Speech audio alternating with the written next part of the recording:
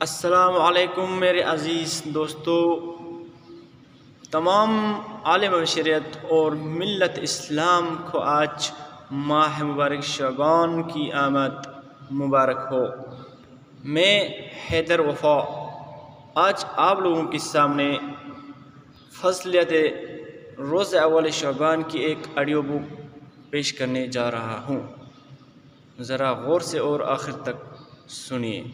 بسم اللہ الرحمن الرحیم۔ فضیلت روز اول شعبان۔ تفسیر امام حسن العسکری علیہ السلام میں ماہ شعبان اور اس کے پہلے دن کی فضیلت کے بارے میں مفصل روایت ہے، جس کا ترجمہ ہمارے استاد سخت الاسلام نوری نے کلمہ طیبہ کی آخر میں نقل کیا ہے۔ روایت بہت طویل ہے اور یہاں اس کی گنجائش نہیں ہے، لیکن اس کا خلاصہ یہ ہے کہ حضرت امیر المؤمنین علیہ السلام ماہ شعبان کی پہلی تاریخ کو مسجد میں ایک جماعت کے پاس سے گزرے، جہاں جو قضا و قدر کے بارے میں گفتگو کر رہے تھے اور بلند آواز سے بحث کر رہی تھی۔ حضرت علیہ السلام نے سلام کیا، ان لوگوں نے جواب دیا اور تعظیم کے لیے کھڑے بھی ہو گئے، اور حضرت علیہ السلام کو بیٹھنے کی دعوت دی۔ آپ نے کوئی توجہ نہیں فرمائی اور فرمایا کہ اے وہ لوگو جو ایسی چیز میں بحث کرتے ہو جس کا کوئی فائدہ نہیں ہے، کیا تم کو نہیں معلوم کہ اللہ کے ایسے بندے بھی ہیں جنہیں خوف خدا کی ساکت بنا دیا ہے، حالانکہ وہ بولنے سے عاجز نہیں ہیں بلکہ وہ عظمت خدا کا تصور کرتے ہیں اور ان کی زبان میں گنگ ہو جاتے ہیں، دل میں بے چین ہو جاتے ہیں، عقلیں مبہوت ہو جاتی ہیں عظمت و جلال و کبریاء خدا کی وجہ سے۔ ان کے بعد جب وہ ہوش میں آتے ہیں تو خدا کی طرف رخ کر کے پاکیزہ عمل انجام دیتے ہیں، اپنے نفس کو خطا کار تصور کرتے ہیں حالانکہ وہ خطا کار نہیں ہوتے ہیں، مگر وہ خدا کے لیے مختصر اعمال پر راضی نہیں ہوتے ہیں اور اپنے عمل کو زیادہ نہیں سمجھتے ہیں، مسلسل عمل کرتے رہتے ہیں۔ جب ان کو دیکھو گے تو حالت عبادت میں لرزاں نظر آئیں گے۔ تم لوگ کہاں ہو جو ان باتوں میں اپنا وقت ضائع کر رہے ہو؟ کیا تمہیں نہیں معلوم ہے کہ ہوشیار ترین انسان وہی ہے جس کی گفتگو کم اور جاہل ترین وہی ہے جو محمل باتوں میں مبتلا رہتے ہیں۔ اے تازہ عمل کرنے والوں، آج ماہ شعبان کی پہلی تاریخ ہے۔ پروردگار نے اس کا نام شعبان اس لیے رکھا ہے کہ میں نیکیوں کے شعبے منتشر ہو جاتے ہیں اور نیکیوں کے دروازے کھل جاتے ہیں، لہٰذا تم ان نیکیوں کو حاصل کرو، اور ابلیس بھی اپنے شر اور بلاؤں کے شعبوں کو منتشر کر دیتا ہے، لہٰذا کوشش کرو کہ اس کی گمراہی میں مبتلا نہ ہو اور ایسا نہ ہو کہ ابلیس کے شعبوں سے مستمسک ہو جاؤ اور نیکیوں سے محروم رہ جاؤ۔ آج ماہ شعبان کی پہلی تاریخ ہے۔ اس کے خیر کے شعبوں میں نماز، روزہ، زکوٰۃ، امر بالمعروف، نہی عن المنکر، والدین کے ساتھ اور ارقاب کے ساتھ اور ہمسایہ کے ساتھ نیکی، اس کے اصلاح فقراء و مساکین پر صدقہ وغیرہ شامل ہیں۔ دیکھو ان باتوں میں بحث نہ کرو جن کا تم سے کوئی مطلب نہیں ہے اور جن کا تم سے مطالبہ نہیں کیا گیا ہو، بلکہ بحث کرنے سے روکا گیا ہے کہ تم راز خدا کو نہیں سمجھ سکتے ہو، اور قضاء و قدر میں زیادہ بحث کرو گے تم تباہ ہو جاؤ گے، برباد ہو جاؤ گے۔ اگر تمہیں نہیں معلوم کہ پروردگار نے اپنے عبادت گزار بندوں کے لیے آج کے دن کیا ثواب رکھا ہے، تو یقیناً اپنے آپ کو ان بحثوں سے باز رکھو اور بہترین عمل شروع کر دے جس کا خدا نے مطالبہ کیا ہے۔ لوگوں نے عرض کی، یا امیر المومنین علیہ السلام، وہ کیا ہے جس کا خدا نے مطالبہ کیا ہے اور عبادت گزاروں کے لیے مہیا کیا ہے؟ تو حضرت امیر المومنین علیہ السلام نے اس لشکر کے قصے کو نقل کیا جس کو رسول اکرم صلی اللہ علیہ وآلہ وسلم نے کفار سے جہاد کے لیے بھیجا، اور اس پر دشمنوں نے رات کے وقت حملہ کر دیا۔ رات بھی انتہائی تاریک تھی، تمام مسلمان سو رہے تھے سوائے زید ابن حارثہ، عبداللہ ابن رواحہ، قتادہ ابن نعمان و قیس ابن عاصم منقری کی کوئی بیدار نہ تھا، اور یہ وہ افراد تھے جو مشغول نماز تلاوت قرآن تھے۔ دشمنوں نے مسلمانوں پر تیر برسانا شروع کر دیا، جبکہ مسلمان دشمنوں کو اندھیرے میں دیکھ بھی نہیں سکتے تھے اور اپنے آپ کو بچا بھی نہیں سکے۔ قریب تھا کہ لشکر ہلاک ہو جائے کہ ناگاہ ان چند افراد کے چہرے سے ایسا نور ساطع ہوا کہ مسلمان کے لشکر میں روشنی پھیل گئی اور ان میں طاقت پیدا ہو گئی، تلوار کھینچ کر میدان میں آ گئی اور دشمن کو تہہ تیغ کر دیا اور اسیر بھی کر لیا۔ جب پلٹ کر آئے اور رسول اکرم صلی اللہ علیہ وآلہ وسلم سے یہ واقعہ بیان کیا تو آپ نے فرمایا کہ یہ نور تمہارے ان بھائیوں کا نور تھا جنہوں نے ماہ شعبان کی پہلی کو عمل کیا۔ اس کے بعد ہر ایک نے اپنے عمل کا ذکر کیا، یہاں تک کہ فرمایا کہ جب روز اول شعبان ہوتا ہے تو ابلیس اپنے لشکروں کو زمین کے اطراف میں پھیلا دیتے ہیں اور کہتا ہے کہ کوشش کرو کہ بندگان خدا کو اپنے گرفت میں لے لو، اور دوسری طرف پروردگار اپنے ملائکہ کو زمین و اطراف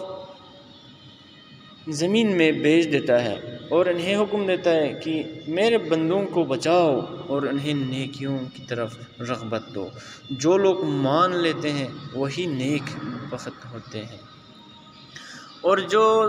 سرکشی کرتے ہیں اور وہ لشکر ابلیس میں شامل ہو جاتے ہیں۔ خداوند عالم ماہ شعبان کی پہلی تاریخ کو حکم دیتا ہے کہ جنت کے دروازے کھول دیے جائیں اور درخت توبہ اپنے شاخوں کو لوگوں پر پھیلا دیں، اور اس کے بعد منادی پروردگار آواز دیتی ہے کہ اے بندگان خدا، یہ درخت توبہ کی شاخیں ہیں، لہٰذا ان سے وابستہ ہو جاؤ تاکہ تمہیں جنت تک پہنچا دیں، اور دیکھو دوسری طرف درخت زقوم کی شاخیں ہیں، ہوشیار رہنا کہیں یہ تمہیں جہنم تک نہ پہنچا دیں۔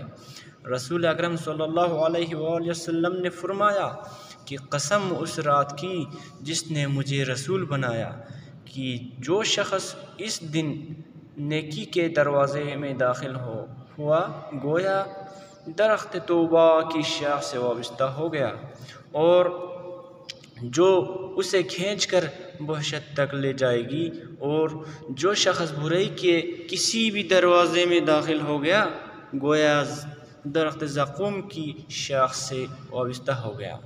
اور اسے جہنم کی طرف لے جائے گی۔ اور اس کے بعد رسول خدا صلی اللہ علیہ وآلہ وسلم نے فرمایا کہ جس شخص نے اس دن خدا کے لیے کوئی مستحبی نماز پڑھی وہ گویا اس درخت سے متعلق ہو گیا، اور جو شخص نے اس روز کوئی روزہ رکھا مستحبی وہ بھی اس درخت سے وابستہ ہو گیا۔ اور جس شخص نے زن و شوہر کے درمیان صلح کرائی، یا باپ بیٹے یا عزیزوں میں یا پڑوس میں، مرد زن میں یا اجنبی مرد عورت میں صلح کرایا۔ دوستو، صلح کرنا اچھی بات ہے۔ آج آپ اپنے ماحول میں دیکھ سکتے ہیں ایک دوسرے سے سالوں سے باتیں نہیں کر رہے، ایک دوسرے سے مل نہیں رہے، جو کسی شک شبے کسی بھی طریقے سے آپ ہو سکے تو آپس میں جو بات نہیں کر رہے ان کو آپس میں ملاؤ۔ مرد عورت میں صلح کرائی، وہ بھی اس درخت سے متعلق ہو جائے گی۔ اور جس شخص نے کسی کی پریشانی میں کمی کی، کسی کی پریشانی میں ہم کچھ دے نہیں سکتے، کم سے کم اس کو تھوڑا حوصلہ دے دو، اس کا تھوڑا پریشانی کمی ہو جائے گی۔ اور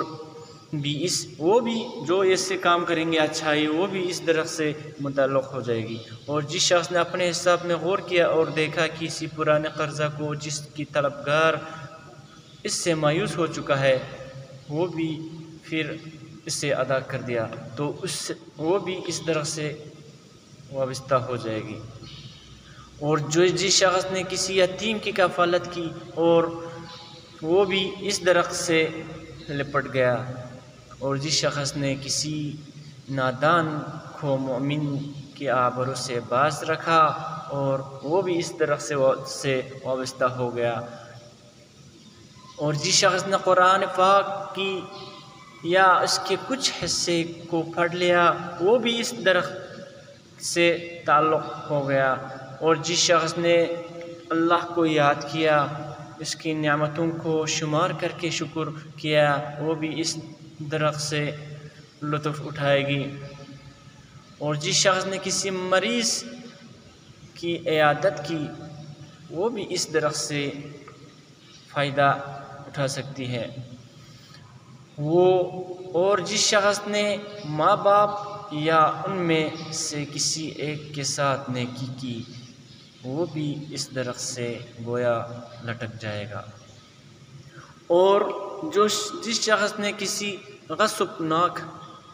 کیا ہو اور آج کسی اس کی راضی کر لے، وہ بھی اس درخت سے گویا فائدہ اٹھا سکتا ہے۔ اور جو جنازے کی تشییع کریں، وہ بھی اس درخت سے متعلق ہو جائے گی۔ اور جو کسی مصیبت زدہ کو تسلیت عرض کرے کسی کو، وہ بھی گویا اس درخت سے لطف اٹھا سکتی ہے۔ اور جو آج کے دن کسی کار خیر کو انجام دے، وہ بھی اس درخت سے لٹک جائے گی۔ اس کے بعد پیغمبر صلی اللہ علیہ وآلہ وسلم نے فرمایا کہ قسم ہے اس ذات کی جس نے مجھے کو حق کے ساتھ مبعوث کیا، کہ جس شخص کے شر کی قسم یا کسی گناہ کا آج کے روز ارتکاب کیا اور وہ بھی اس درخت زقوم کے کسی نہ کسی شاخ سے لٹک گیا اور اس سے جہنم کی طرف لے جانے والی ہے۔ قسم ہے اس ذات کی جس نے حق کے ساتھ مجھ کو پیغمبر بنایا ہے اور کہ شخص کی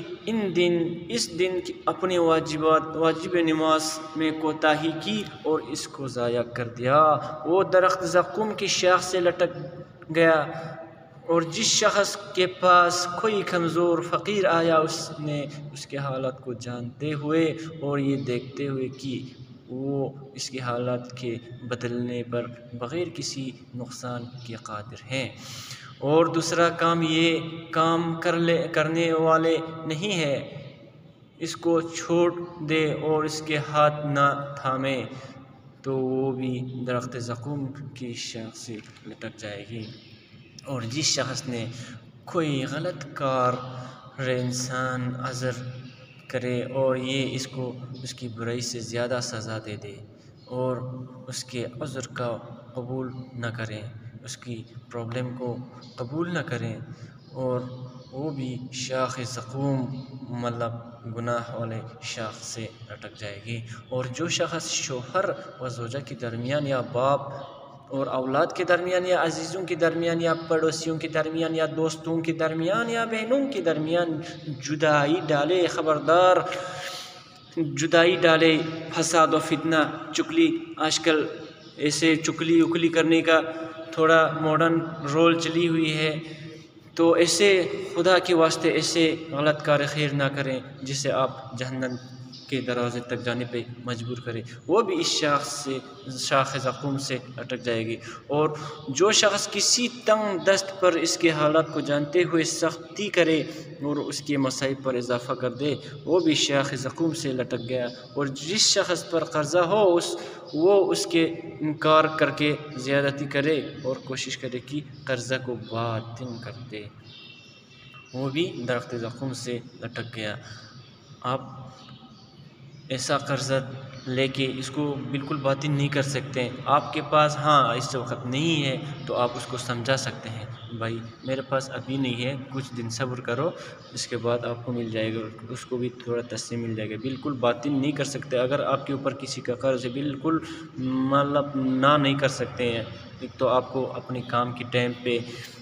آپ کو اس نے دیا، تو آپ اس کی کام کے ٹائم پہ اگر نہیں دے سکتا، کم سے کم اس کو تسلی دے سکتے ہیں، بھائی میں اگر میرے اوپر قرضہ ہے تو دے دوں گا۔ تو خدا کے واسطے ایسا کام مت کیجیے جس کی وجہ سے آپ درخت زقوم کے کسی شاخ پر لٹکنا مجبور ہو جاؤ۔ اور جو شخص کسی مومن کی عزت کو برباد کرے اور لوگوں کو اس پر آمادہ کرے، وہ بھی شاخ زقوم سے لٹک جائے گی۔ اور وہ اس طرح گانا گائے کہ اس کے گانے سے لوگ گناہوں پر آمادہ ہو، اور وہ بھی شاخ زقوم سے لٹک گیا۔ کسی کا مذاق اڑاتے ہوئے گانا مت گاؤ، کسی کا مذاق اڑاتے ہوئے گانا گائیں گے، وہ اس کے